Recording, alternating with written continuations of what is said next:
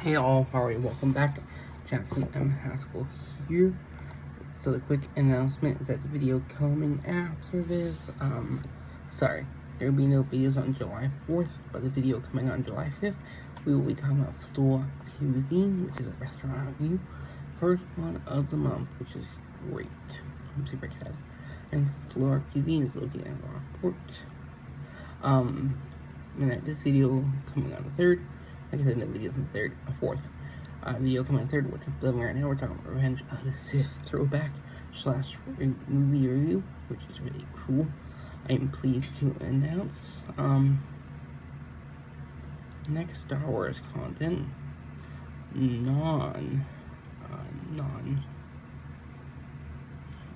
of the Sith movie reviews / throwbacks will be on July 11th, where we're going to be talking about TCW, but Clone Wars Season 4, which is really cool. Relating to Star Wars, the next throwback / review will be July 20th, where we're going to talk about A New Hope, which is the first movie in the OG trilogy. And here we go. Revenge of the Sith was released, I believe it would have been 2005. It's a sequel to Phantom Menace from 1999 and Attack of the Clones from 2002, so 3 years apart. It's the 6th film in Star Wars film series and the 3rd installment, and the prequel and 3rd chapter of Skywalker saga. It was written and produced by George Lucas, who also served as a producer. If you're wondering why it's a 6th movie made, it's because the originals were made first. So, New Hope, Empire Strikes Back, and Return of the Jedi, and Phantom Menace, Attack of the Clones, and Revenge of the Sith. And there will be 3 followed up later: Force Awakens, Last Jedi, and the last movie, which I don't remember seeing because it's bad. Let's talk about the cast and crew. And this is one of the iconic films. This one has a lot of good soundtracks, like Battle of the Heroes. But this is a really good one. It's set 3 years after onset of Clone Wars, establishing Attack of the Clones. This is one where we see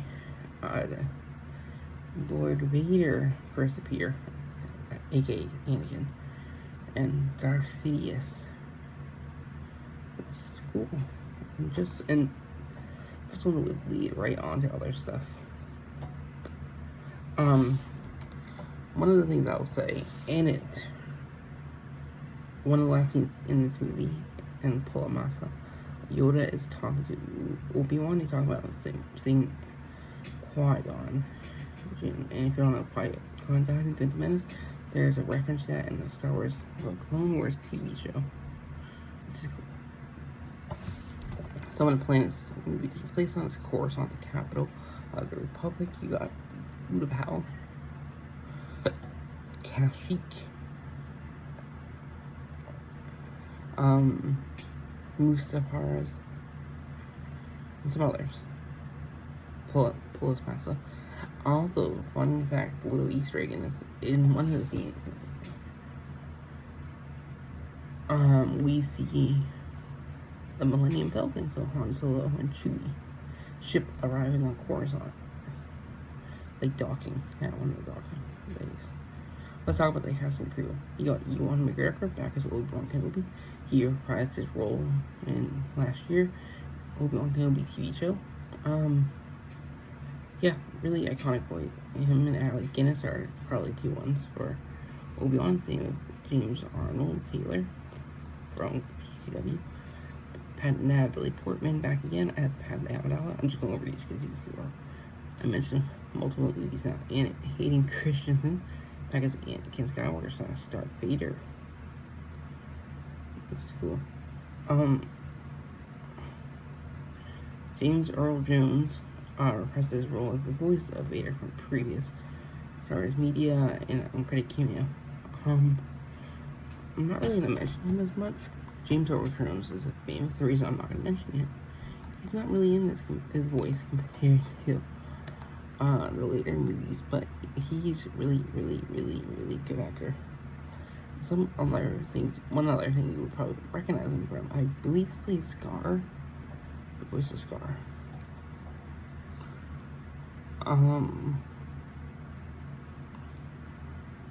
Yeah. So that's what you know also from, but I will mention him more when we talk about New Hope and others, because I think he deserves more there, personally. He's a great person. I met him once. Ian McDermott back as Palpatine's Darth Sidious. You got Samuel L. Jackson back again as Mace Windu. Jimmy Smits back again as Bail Organa. Lord Chris. I don't know if he's a lord, but Christopher Lee back as Count Dooku. Darth Tyrannus.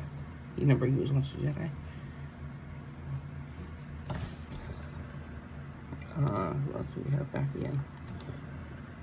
Anthony Daniels back as C-3PO, Kenny Baker as R2-D2, and Frank Oz as Yoda. Now let's talk about some other characters we haven't really talked about yet. We have Peter Mayhew as Chewbacca. For some we're hearing his name.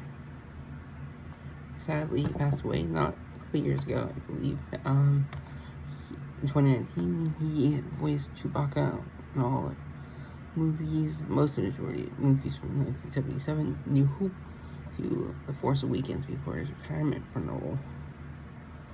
I don't know if he's voiced him in the TV shows, but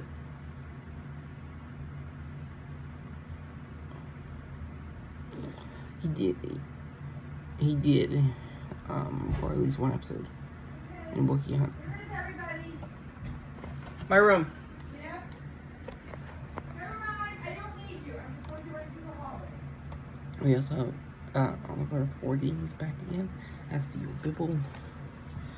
He also played Master Crescent in Game of Thrones. Theo Bibble is the governor. Met Bass back as Jar Jar Binks. Also appears as Jedi in Mandalorian, where he's the Grogu from Order 66. Order 66 is a big part of this.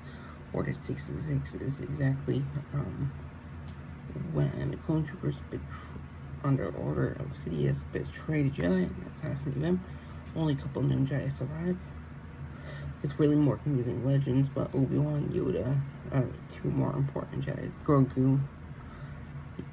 You have Silas Carson back again as Newt Gunray. Sorry.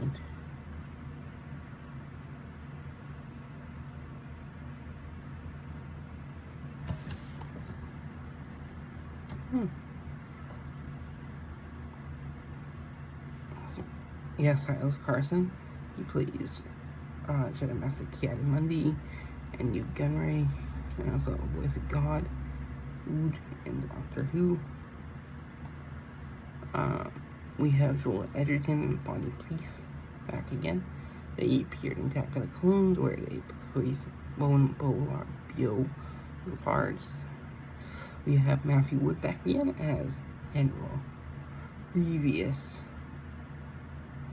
the cyborg commander of the Separatist Army, who appears wielding lightsabers. Fun fact about Grievous: it was originally going to be Gary Oldman who was going to play him, but he had to drop out due to scheduling conflicts.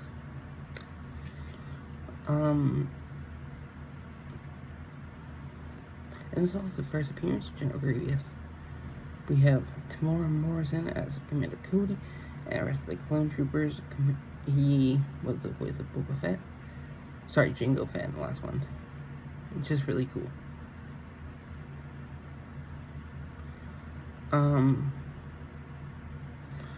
Why we're talking about, fun fact about Commander Cody is, I believe he's the only clone trooper actually named in this movie compared to others. We would later know that Rex would be a part of it, but he doesn't appear.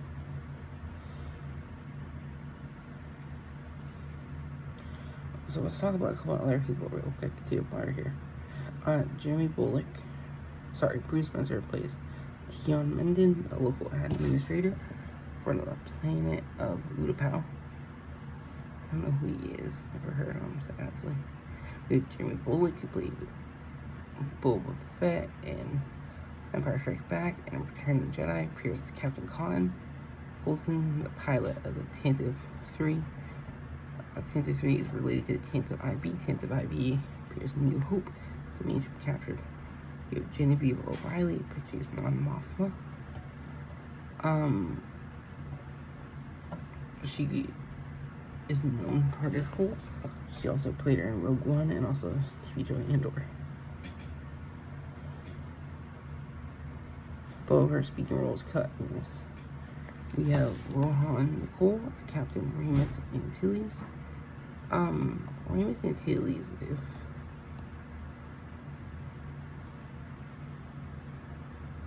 he's the captain of the Tantive IV. Tantive IV, like I said, is a ship captured in the beginning of New Hope. He's strangled to death by Vader. Is the last master of C-3PO and R2-D2 before on the ownership of Luke Skywalker. In the final days of the Republic, Antilles served as the captain of Tantive 3. He was created by Peter Gaddis in episode 4, Rohan Nicole, and this movie.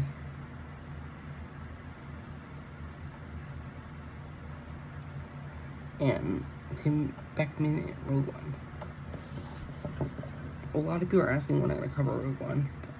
That'll be after the original trilogy.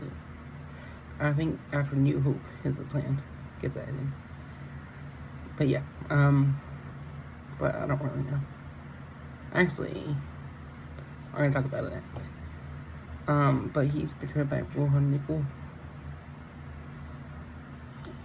which is cool.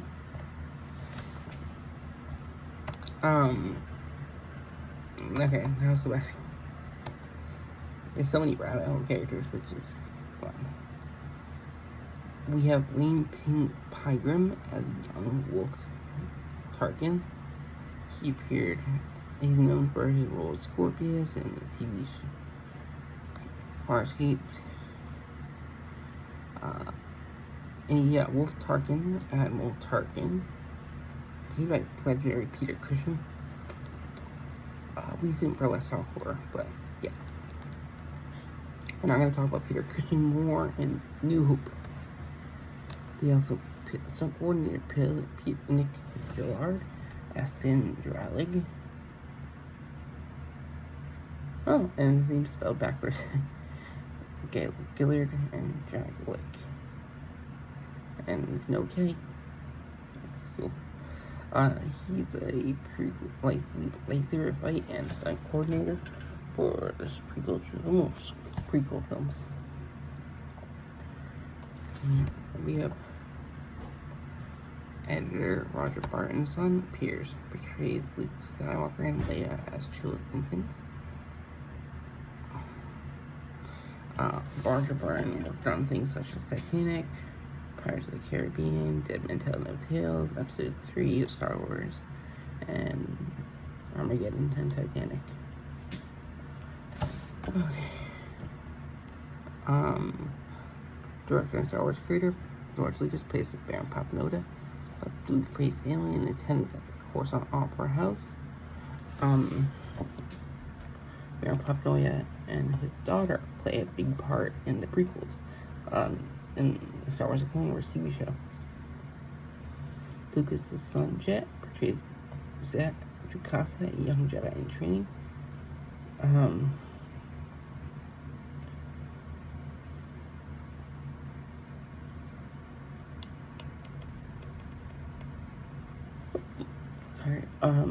Zat Jukasa dies in the bombing of the Jedi Temple, aka Nightfall.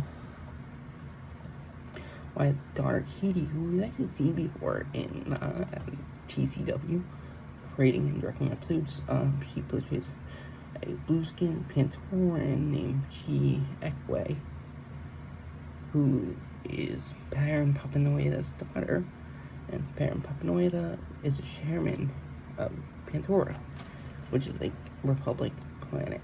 But like I said, that's it. So the thing I'm going to change on the schedule, just looking at it, instead of New Hope being on the 20th, we're going to change that up. July 12th will be Rogue One. It just makes sense covering it while we're covering other stuff. And as much as we're going to cover Andor, we're going to cover TV shows in a different order. But yeah, July 12th will be Rogue One movie throwback / review, which is really cool, and not June 20th, which is A New Hope. And like I said, next hour's content will be July 11th, so it will be TCW Season 4, which begins, I believe, with Water Wars. But I hope y'all enjoy. Bye-bye.